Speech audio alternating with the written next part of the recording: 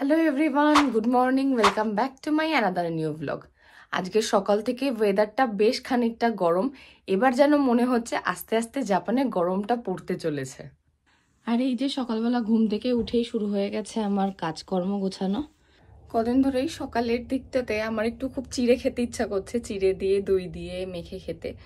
তো এবারে যেদিনকে বাজারে যাব সেদিনকে ডেফিনেটলি একটা চিড়ে আমাকে নিয়ে আসতে হবে, অনেক দিন খাইনি। এখন আমি ঝটপট আগে একটু ফ্রেশ হয়ে নেব, কারণ আমি উঠেছি এখনো কিচ্ছু ফ্রেশ হয়নি। আর আজকে আমি মোটামুটি ছুটির দিনে যে স্কিন কেয়ার করি সেটা তোমাদের সাথে শেয়ার করব। প্রথমেই আগে আমি একটু ফ্রেশ ওয়াশ করে নিই সকাল সকাল ঘুম থেকে উঠে।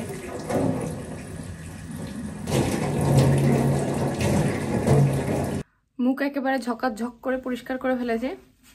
এখন আগে একটা কিছু ময়শ্চারাইজার মেখে নেবো। সত্যি কথা বলতে অন্যান্য দিন কিচ্ছু করা হয় না, কারণ এত সকাল থেকে একটা ব্যস্ততার মধ্যে সময়টা কাটে।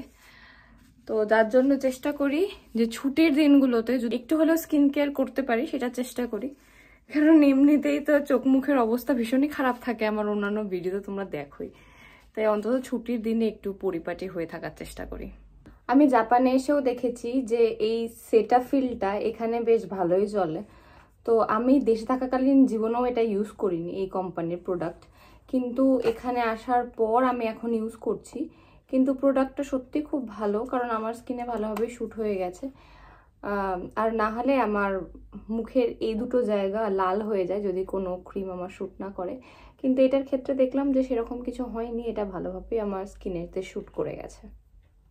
কালকে সেরকম ভালোভাবে খুব একটা ঘুম হয়নি রাত্রে, তার কারণ এখন এমন একটা ওয়েদার চলছে, অদ্ভুত ওয়েদার জাপানে, যে যখন গায়ে চাপা দিচ্ছি তখন যেন আবার গরম লাগছে, আবার চাপা খুলে ফেললে ঠান্ডা লাগছে, যার জন্য রাত্রে অনেকবার ঘুম ভেঙেছে। তো সেই কারণে খুব একটা ভালো ঘুম হয়নি। ঘুম থেকে উঠে খালি পেটে আগে একটা ডিটক্স ওয়াটার খেয়ে নিই, তারপরে আমি সকালে ব্রেকফাস্ট করব। সকাল সকাল আমি একেবারে একটা জাপানিজ ব্রেকফাস্ট নিয়ে বসে পড়েছি। এখানে আছে বাটার টোস্ট, মিসো স্যুপ আর একটা ডিমের অমলেট। এরপর আমরা দুজনে মিলে বেরিয়ে পড়েছি একটু বাজার করতে। আশেপাশে সব দোকান পাশার ঘুরে যে পছন্দের জিনিসপত্র পাবো সেগুলো সব কিনে আনবো, এবং সেই দিয়েই একটা সপ্তাহ আমায় চালাতে হবে। বেরিয়েছিলাম সবজি বাজার করতে, কিন্তু অন্যান্য জিনিস কিনতেই এতটাই ব্যাগ ভারী হয়ে গিয়েছিল যে তারপরে আমাদের এগুলো সব রাখার জন্য আমাদেরকে বাড়ি আসতে হলো, এবং আমরা দুজনেই ঠিক করলাম যে ঠিক আছে আর সন্ধ্যাবেলা বেরোবো বাজার করতে, সবজি বাজারটা। তো এখানে কি কি কিনেছি সেগুলো তোমাদের সাথে একটু শেয়ার করি। এখানে একটা বিশাল বড় সেনজাই কিনেছি, আমি এক হাতে এটাকে তুলতেও পারছি না, কারণ আমাদের বেশ জামা কাপড়গুলো কাঁচা হলে আমাদের মোটামুটি সপ্তাহে 2 দিন করে মেশিন চালাতে লাগে, তো তার জন্য বেশ অনেকটাই আমাদের কিনতে লাগে সেনজাই। এই জামা কাপড় কাচার সাবানকে জাপানিজে সেনজাই বলে, সেটাই আমি তোমাদেরকে বলছি আর কি। একটা হ্যান্ড সোপ রয়েছে। আর আমাদের ঘরের সব থেকে ম্যান্ডেটারি জিনিস, আমরা দুজন না থাকলেও আমাদের ঘরে সবসময় অ্যালকোহল টিস্যু থাকাটা ভীষণ দরকার। যখনই যাই ডাইসো থেকে এরকম টিস্যুর প্যাকেট আমরা কিনে আনি। আজকে একটাই এনেছি, অন্যান্য যেহেতু ঘরে আরও রয়েছে। এছাড়াও আরও প্রচুর টয়লেটের জিনিসপত্র কেনা হয়েছে, সেগুলো নিয়ে অলরেডি ও গুছিয়ে রেখেছে জায়গা। আর কিনেছি চিয়া সিডস, আর এখানে সর্ষে কিনেছি, হলুদ সর্ষে। ঘরে আমার কালো সর্ষেটা রয়েছে, হলুদ সর্ষেটা ছিল না।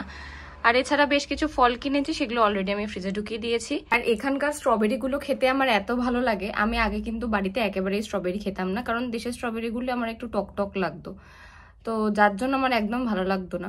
কিন্তু এখানকার স্ট্রবেরিগুলো এত মিষ্টি, যার জন্য আমার ভীষণ ভালো লাগে। একটা ডিম কিনে এনেছি, আর এনেছি একটা পাউরুটি। এই পাউরুটিগুলো বেশ মিষ্টি হয়, আর হালকা বাটার দেওয়া থাকে মেবি, কারণ টেস্টটা একদম অন্যরকম লাগে। কদিন আগে আমি একটা সিপার কিনেছিলাম, কিন্তু সেটা তোমাদের সাথে শেয়ার করা হয়নি। আমি কয়েকদিন ধরে খেয়াল করছিলাম যে আমার জল খাওয়ার পরিমাণটা একদম কমে যাচ্ছিল, তো এটা ওকে বলাতে ও বললো যে একটা ট্রিক্স আছে। আমি বললাম কি সেটা?